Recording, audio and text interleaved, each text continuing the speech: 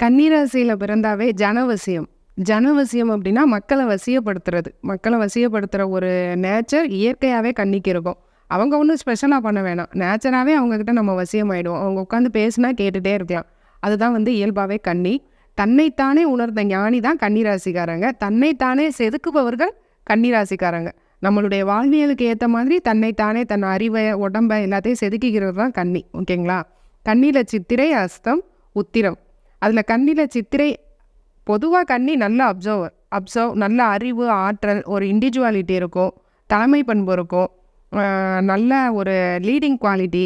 ஒரு ஏதோ ஒரு ஃபங்க்ஷனை நடத்து அப்படின்னு சொன்னால் சூப்பராக நடத்திடுவாங்க. அதுக்கு உண்டான திட்டம் இருக்கும். அந்த திட்டத்துக்கு ஒரு 5 பேரை வச்சுருப்பாங்க. 5 பேரை வச்சு நீ செஞ்சிட்டியான்னு ஒவ்வொரு ஆளையும் கூப்பிட்டு கேட்டுப்பாங்க. 5 பேர்ட்டையும் ஒரே விஷயத்த சொல்லியிருப்பாங்க. 5 பேரும் செய்கிறானா அப்படின்னு சொல்லி பார்க்குறது.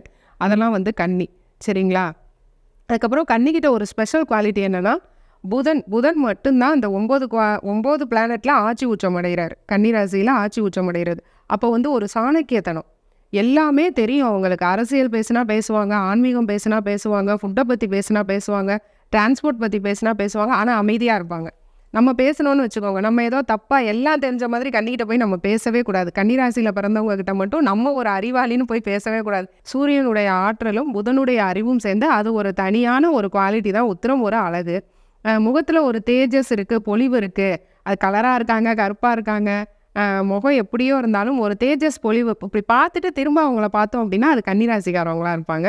ரொம்பவே எல்லாராலும் விரும்பப்படுற பிரியமான ராசி கன்னிராசி சார்.